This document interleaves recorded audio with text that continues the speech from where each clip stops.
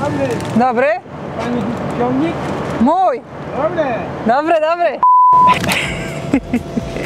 Żeby przywiało.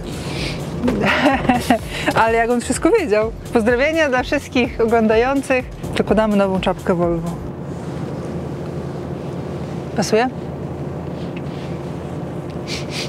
Teraz mi będzie ciepło, bo jestem w Volvo, z czapką Volvo. Idziemy ściągać plandekę i jedziemy w świat czystości. Zimno, ciemno. Pachołek był taki zawalisty, że zdmuchnęło z niego tą taką osłonę, co jest ciekawe. Wczoraj był taki wiatr w Rzeszowie, że w autobusach się drzwi same otwierały. Widziałam na własne oczy, ja nie wiedziałam, że to jest możliwe, że drzwi mogą się same otworzyć. Dzwoniliśmy do firmy, no bo się drzwi same otwierały.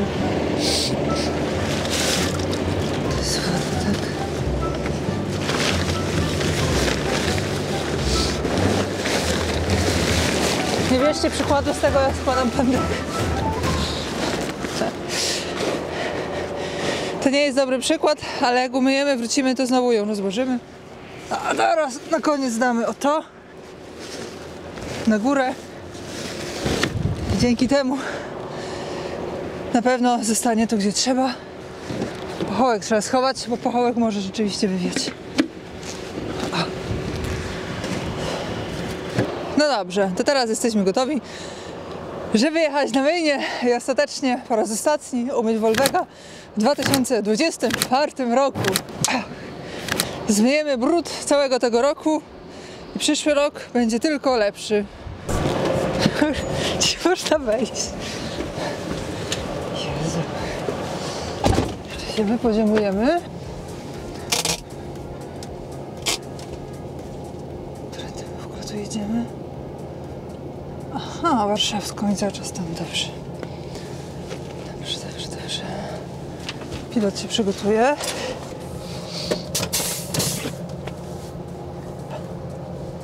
Dobra, czapka. Nie widziałem. Ja też nie. A wy widzieliście metkę, czy nie? Ale ja na każdą metkę mam sposób.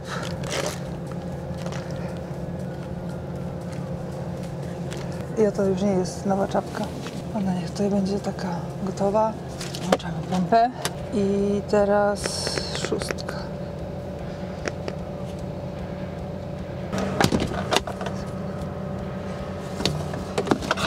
Tu mamy poziom. Teraz jeszcze tylko tu poziom. Czy tu wyjedziemy po łuku, czy nie?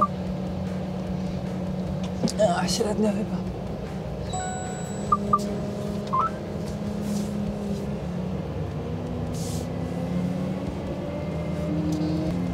Najgorsze, co może być, to przehaczyć coś na bazie. Na własnym podwórku, ale to nie jest niemożliwe. Najgorsze. Niby nie jest tutaj ciasno, ale takim zestawem wyjechać, jak się stoi blisko krawężnika, ma się przeszkody prawo-lewo. Ja tam wolę zawsze to zrobić na 2 razy, niż później płacić. Trzymaj sobie koguty. No dobrze. Dobrze, że się przejedziemy, bo jak wczoraj nasmarowałam, dobiłam do tego smarowania, to akurat się tak wszystko jeszcze porozprowadza. Mamy 10 km. Jesteśmy umówieni. To nie oznacza, że nie będziemy czekać wcale. To oznacza tylko tyle, że będą rozmontowane te prowadnice. Rurki, czy jak to zwało. Ojejku, dobrze, że tutaj mnie nie jest blisko. Bardzo dobrze. Mam jeszcze wodę. To się tłucze. Wczoraj wypakowałam część rzeczy z Volvega, ze schowków. Jak zobaczyłam resztę schowków, to stwierdziłam, że to nie jest ten dzień. To nie był ten dzień. Ale w Volvegu będzie dużo nowości. Sama jeszcze nie wiem jakich. Przy święta będę siedzieć, zamawiać i zobaczymy, co zamówię. Natomiast trochę tu odświeżymy wszystko. Tak sobie nawet wymyśliłam, że tak symbolicznie stłukę te talerze, co mam stare. Później sobie pomyślałam, szkoda mi. A później sobie pomyślałam, że nawet jakbym stłukła, to trzeba później to pozbierać. Więc sobie później pomyślałam, że to może w takim razie do worka na śmieci i tak stłuc. I wtedy sobie pomyślałam, to wtedy nie ma tego efektu rzucenia i stłuczenia. I w sumie to ja nie wiem, co mam zrobić. Może zrobimy głosowanie pod spodem. Stłuc te talerze o tak o Czy nie tłuc i zostawić na pamiątkę? A może przekazać na Wośp? Talerze z trasy. No więc dzisiaj jedziemy na myjnię po sąsiedzku tej myjni, w której w tamtym roku myliśmy Volviego. Wszystko w tamtej myjni było ok, ale było tam mało placu do manewrowania i tym zestawem obawiam się, że musiałabym wycofywać bezpośrednio na drogę, a to już jest krajowa 9, to już wiecie, takich rzeczy się... No kiepsko by tam było, a tym bardziej, że jestem na pusto, 4-osiowy ciągnik, który jest kompletnie odciążony, wypchnąć naczepę pod górkę i jeszcze wycofywać się, wyłamywać, no to po prostu można robić na takiej drodze kompletnie pustej, nieuczęszczanej. Dlatego jedziemy do myjni po sąsiedzku i tam też chłopaki mi ostatnim razem obiecali, że porozkręcają rurki, takie rurki ograniczające, jak wjeżdżacie normalnie na myjnię, jest po prawej i po lewej i wtedy jakieś tam 50 czy centymetrów dalej, czy ileś, tam są te szyny, po których jeździ cała myjnia. Więc chodzi o to, że w tych rurkach ja się nie mieszczę. One są zazwyczaj na 2,70, no a my tutaj mamy 2,75, więc jakby chciał człowiek, żeby smarował smarem, średnio. Więc dlatego nam obiecali, że rozkręcą, więc super się cieszę. Jedziemy, powinni być gotowi.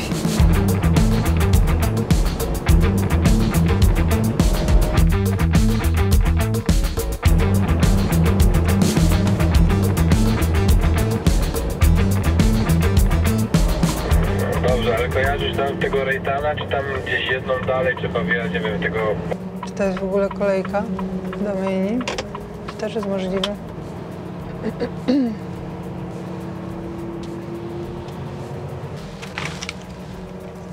Koledzy na stacji tutaj, jesteście może na radiu?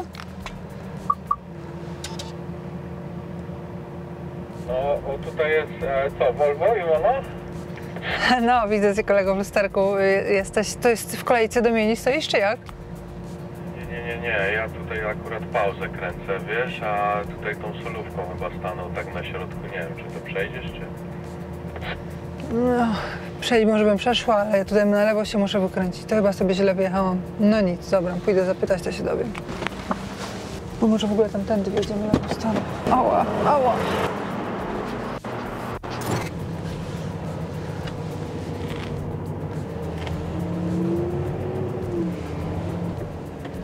Ja się tutaj tak naddałam. Przejdzie to tam, czy nie? Idę zobaczyć, bo sobie się przytrzymałam za blisko. Zmieścić. Ale mnie wszystko boli. Taki mi wczoraj trenerka trening zrobiła, że dzisiaj nie jest wesoło. W razie czego to wycofiemy, ale już kolejkę mamy. Idę teraz z nimi gadać. Będziemy ustawieni, gdzie można pójść na kawę na przykład. To jest restauracja z boku.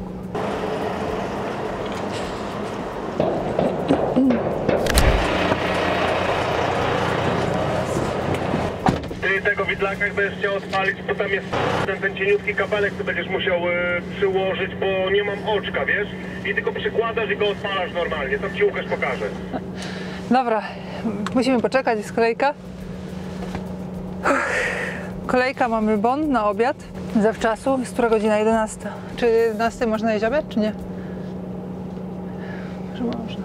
To mi pachnie wycofywaniem, a nie, bo ten jest krótki, to on sobie tu wywija. Patrzcie, jak on wywija. Cwany jest. No dobrze, zostawiłam numer telefonu do siebie, w razie czego po prostu będą dzwonić. Iwona, dlaczego zasłaniasz? Zamazujesz to, co masz na lawecie. To nie pierwszy odcinek. To nie jest laweta, tylko naczepa, po pierwsze. Po drugie, nie pokazuję, bo klient na to nie zezwala. Mam zapisane w zleceniu, że nie wolno mi pokazywać ładunku na internetach. To też niestety nie pokazuję. Jak wy czasami mnie łapiecie na trasie i rzucacie zdjęcia i oznaczacie, to miło mi, ale tego też ja nie mogę udostępnić u siebie, więc tak jest. Jak w końcu będę mogła, to na pewno wam pokażę bardzo chętnie, bo ładunki są bardzo fajne i Volvo ładnie z nimi wygląda. Jaki to wzór, pani Iwono? Też robię na szydełku. Chciałabym zrobić taki wielki koc. Podoba mi się ten wzór. Ja się tak na to nie znam aż na tym, żeby wiedzieć, jaki to jest wzór. To może być półsłupek, ale albo może to jest słupek, ale to nie jest taki wydłużony słupek, tylko taki minimalny. Mi się zdaje, że to może być półsłupek. No więc, ale tak w sumie naprawdę to nie wiem. Ale koc wam mogę pokazać, bo jest praktycznie skończony. 2 lata go robiłam, ale nie przez to, że było tak strasznie dużo przy nim pracy, bo to szło dosyć szybko, tylko przez to, że włóczki mi brakło. A wszystko przez to, że nie wiedziałam, że potrzebuję tak strasznie dużo włóczki. Na to mi poszło kilka kilogramów włóczki, więc ja na początku kupiłam chyba tylko 14 motków, czy jakoś tak i myślałam, że to będzie wystarczająco dużo. I się okazało, że gdybym robiła na drutach, to by było wystarczająco, ale na szydełku, takim właśnie ciasnym wzorem, no to jest dużo za mało, więc raz zamówiłam 14, później zamówiłam chyba jeszcze raz 14, a tego koca było dopiero tyle. No i później jeszcze dokupiłam chyba coś z 8 i tak sobie cały czas dokupywałam i nagle się okazało, że już nie ma tego koloru, więc pomyślałam, że może na przyszły sezon będzie ten kolor. No i w tym roku się okazało, że dalej go nie ma, już producent zaprzestał produkcję tego konkretnego koloru, no więc trzeba było dołożyć inne kolory, więc tak całkiem na spontanie dołożyłam czerwony. Kupiłam też zielony i złoty, ale jak przyszło, stwierdziłam, że może jednak nie i dołożyłam do tego granatowy, który trochę wygląda jak czarny. Fajnie się pod nim leży. Fajnie. Od użytkownika Makumbak, czy skończysz ten koc w tym stuleciu? Ten koc jest już prawie że skończony, brakuje jeszcze tylko tyle. Dosłownie tyle, nie przesadzam, więc leży u mnie w domu, ja już pod nim leżę i muszę tylko dosłownie chyba jeden motek skończyć i już jest wszystko równe, będzie wszystko skończone, więc jak skończę, to wam pokażę. To może zakładajmy, że zanim film już będzie opublikowany, to koc już będzie skończony, więc tak oto wygląda mój koc!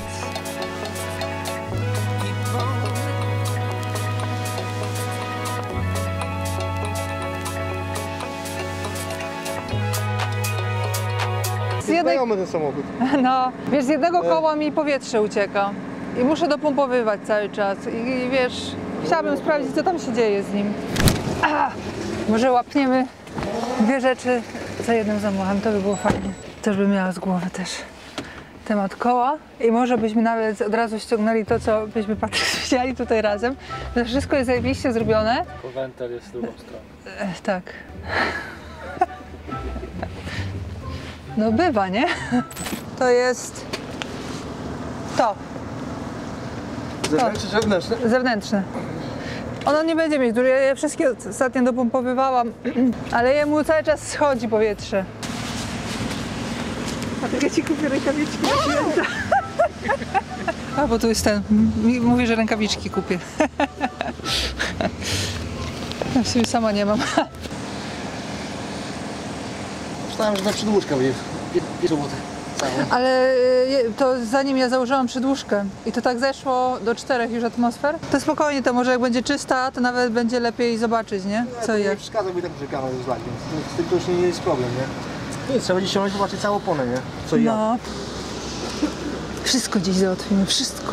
No tak patrząc, jak na wprost będę miała wyjechać, to będzie musiał podjechać. Żeby mi ta naczepa się nakierowała.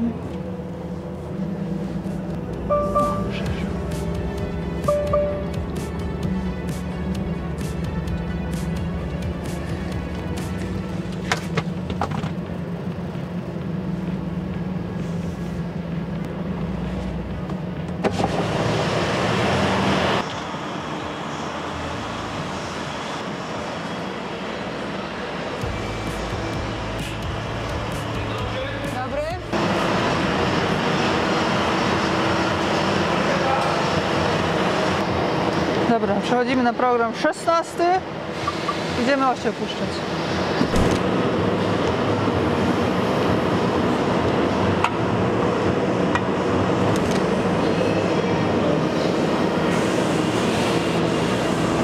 Stało.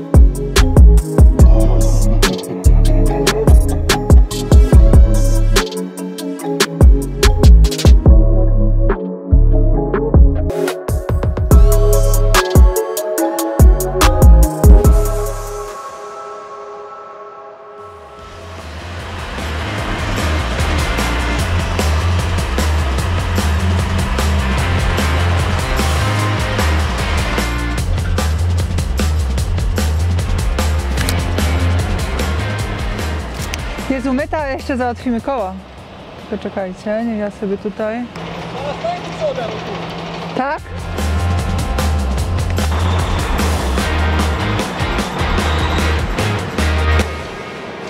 Ta trzecia oś, to jest na trzeciej osi, tak? Czy na czwartej? Trzecia, tak. Tak, ta trzecia oś nie ma już swojego zaworu 7.5, więc tutaj inny myk jeszcze wykonamy. I zamykamy szóstkę. W takiej pozycji nawet. I teraz idziemy do góry. Chyba tyle mu starczy. Starczy? Starczy.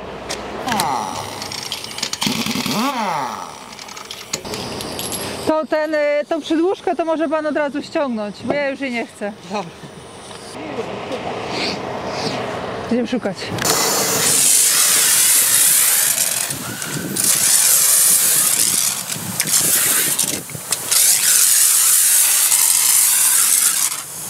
No i najlepsze rozwiązanie tej wentyl.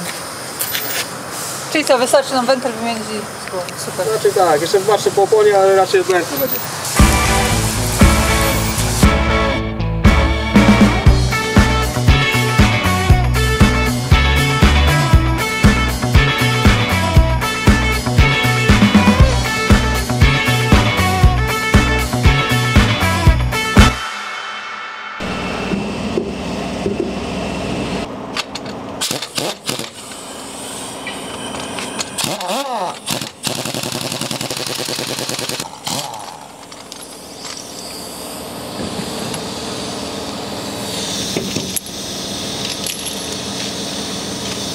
Jak myśmy to zrobili? Czy on ma krótki wentyl? A... No to przyduszki byś nie założył. To znaczy to nie ktoś, to ja. To jest koło zapasu. A ja nie wiem, pojętnie, ale już nie pamiętam. Czyli wystarczy przyduszkę zadłożyć, tak? Założyć przyduszkę. Po czym? Tu było, jak tu było, to nie jeżdżasz. Jeżdżę. Wiesz? No.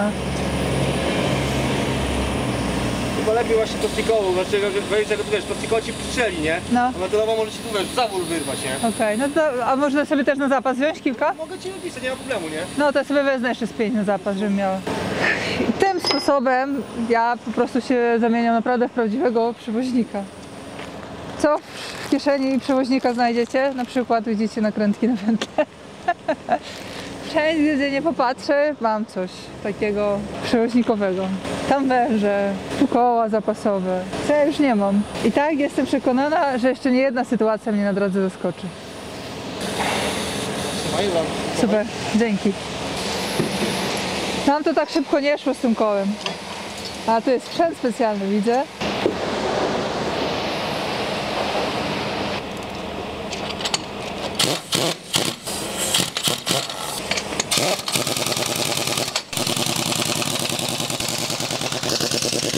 Ile jest? O, dobrze jest.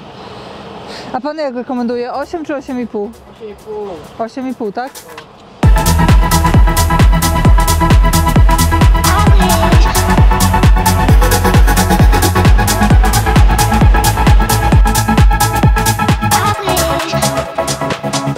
No więc mamy. Ciekawostka, co ile kosztowało? O Jezu, straszą mnie. Nie straszcie mnie! Możemy selfie? Możemy! Tak!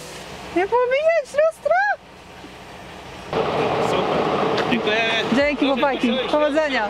I dla was też! No dobrze, ja się czasami boję. Ktoś tak przyjeżdża, szybko manewruje, zdjęcie to tamto, że zaraz mi gdzieś ktoś przywali. No więc powiem wam szczerze, że jest to bardzo dobry dzień, bo choć wszystko trochę zajęło, ale mamy załatwione mycie i mamy załatwione co? Koło i z drugiej strony też, bo nie było dostępu do tego jednego, więc ile za co zapłaciłam? Za te koła zapłaciłam 160 brutto, a za myjnie zapłaciłam też brutto 190. Więc za mycie takiego zestawu 190 powiem wam szczerze, że nie jest to drogo. Więc teraz wycofamy, wyjedziemy, wypoziomujemy, wyprostujemy, wtedy można jechać. W ogóle w trasie nie używam nigdy sterowania, bo w ogóle nie ma potrzeby z tymi ładunkami, co jeżdżę. I dzisiaj to było śmiesznie, tak. Te osie naprawdę szybko skręcają. Ja będę mówić o tym, jak inni masz tego jeżdżą, a za chwilkę ja Gdzieś tu komuś coś mam osi jeszcze nie wyprostowane. Czy są nawigacje specjalne dla kierowców tirów? Takie, które by pozwoliły na ominięcie drogi, gdzie są wiadukty, przez które ciężarówka nie może przejechać? Tak, oczywiście, że są takie nawigacje. Są to nawigacje profesjonalne, gdzie można sobie ustawiać parametry, takie jak długość, szerokość, wysokość, wagę, maksymalna prędkość. Z czego tak naprawdę najważniejsze jest to, czy tak naprawdę wysokość. Więc oczywiście, że są. Są też jeszcze mają specjalne opcje z drogami dla ADR, czyli ładunki niebezpieczne. Więc jak najbardziej dawniej tego nie było, teraz to jest. Więc to już jest dużo trudniejsze. Albo czekajcie, teraz tak to zrobię. Z tego ronda sobie tak to zrobię. Tak właśnie na przykład jak moja. Ja jeżdżę na TomTom Go Expert 7 Plus. No i ona właśnie ma te wszystkie rzeczy. Więc generalnie to dzięki temu nie prowadzi mnie drogami, gdzie są za niskie wiadukty, gdzie są mosty, które na przykład mają dopuszczalne obciążenie dla pojazdu, znaczy gdzie jest zakaz po prostu do wjazdu dla ciężarówek. O. Czy tak naprawdę są jakieś centra miast, gdzie jest ciasno, no to tam też nie puszczają nawigacji, więc jak najbardziej jest coś takiego. Co sądzisz o wypadku kierowcy na przejeździe kolejowym i faktu, że będzie musiał ze swoich zapłacić 6 milionów złotych? Wspaniale jest być kierowcą, prawda? Jak rosyjska ruletka. To tak trochę zabrzmiało jak popełnił wielki błąd, więc ja ostatecznie nie wierzę w to, że ten kierowca rzeczywiście zapłaci te miliony. Wydaje mi się, że nie, że to się nie skończy, natomiast na pewno to będzie bardzo dużo stresu, no ale na pewno jest to błąd w sztuce. Więc wiadomo, że łatwo się mówi, łatwo się ocenia z poziomu kanapy. No i czasami tak człowiek jest rzeczywiście, że człowieka jakoś oczerni, ogłupi i dawniej pewnie bym była bardziej dosadna, ale sama zatankowałam AdBlue do paliwa i to człowiek niby nie głupi, ale głupią rzecz potrafi zrobić, więc ja mogę mu tylko współczuć. No i co? Ma się nadzieję, że nie będzie musiał tych milionów płacić. No ale przestroga dla nas wszystkich, żeby pamiętać rzeczywiście, że jak się wiedzie jakoś, żeby przede wszystkim, zawsze jak są tory, to żeby zwracać szczególną uwagę, nigdy nie brać za pewnik to, że można sobie rzeczywiście przejechać, a jak jest sygnalizacja, to bezwzględnie się dostosowywać do tego, co ona mówi, jak jest czerwone, to jest czerwone, jak jakoś zdarzy się pech, że człowiek, nie wiem, wiedzie i akurat szlabany opadną, no to już wtedy ta sytuacja powinna nam przypominać, że wtedy już za wszelką cenę musimy zjechać z przejazdu. Nawet jeżeli to oznacza wyłamanie tych szlabanów, nie ma co czekać, tylko jechać. Akurat miga pociąg, znaczy ten, no.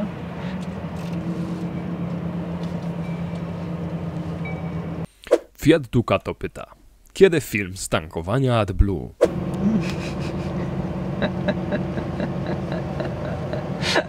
AdBlue to już zatankowałam. Moje najdroższe AdBlue w życiu.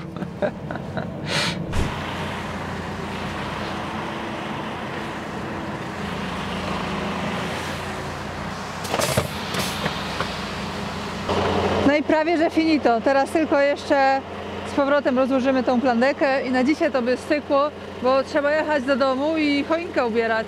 Coś mi ten autobus się rozpycha. Jakbym teraz Volvi przyjechał, to ja nie wiem, gdzie on by się teraz zmieścił.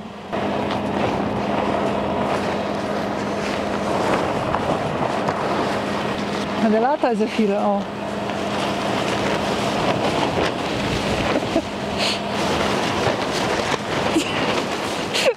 Dobra.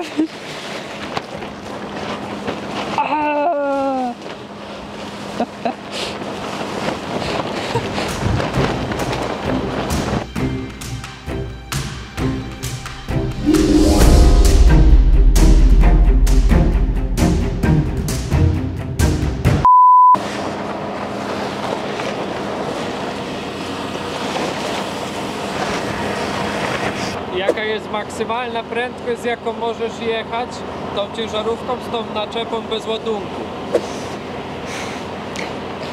Tak teoretycznie to 80 na godzinę, praktycznie 90. Tak wszyscy jeżdżą. Chociaż to jest jeszcze w zależności od kraju, bo na przykład we Włoszech to 60 na godzinę, więc no właśnie, to zależy. Każdy kraj ma swoje przepisy i one są inne. Aha.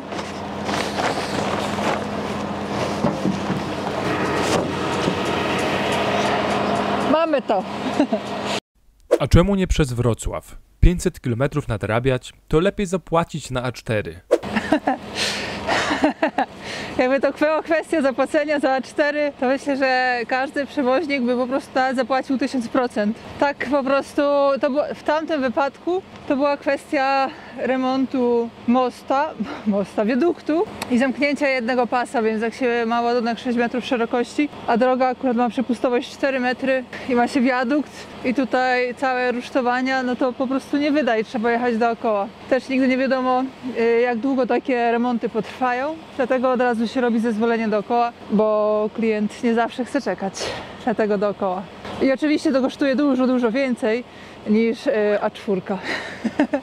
Wolałabym 1000-krotnie zapłacić i jechać A4. No i jest po robocie. Gasimy Volvega.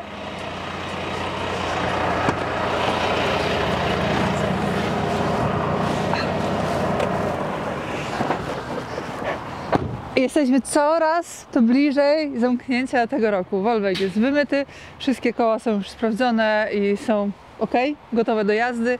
Jeszcze zostało zrobić oświetlenie robocze przy naczepie i posprzątać Volvega w środku. Może by po nowym roku zrobić sprzątanie Volvega w środku? To się okaże. W każdym razie dzisiaj już Wam dziękuję za uwagę. Życzę Wam powodzenia. I pamiętajcie o tym, żeby subskrybować kanał, bo wciąż statystyki pokazują, że 70% Was oglądających nie subskrybuje. Za to się nie płaci, a jak chcecie mi postawić kawę, bo ja widzę, że jest tak strasznie dużo oszustw i widzę, że płacicie, więc jeżeli tak bardzo chcecie płacić mi, no to możecie wspierać mój kanał, możecie mi postawić kawę, możecie mi postawić obiad, możecie mi postawić piwo. Dziękuję. Dziękuję i do zobaczenia. Cześć. No i to już tyle w dzisiejszym odcinku. Dziękuję Wam bardzo za oglądanie. Pamiętajcie, żeby zasubskrybować kanał, jeśli tego jeszcze nie robicie. To jest darmowe. A teraz szczególne podziękowanie dla wspierających ten kanał.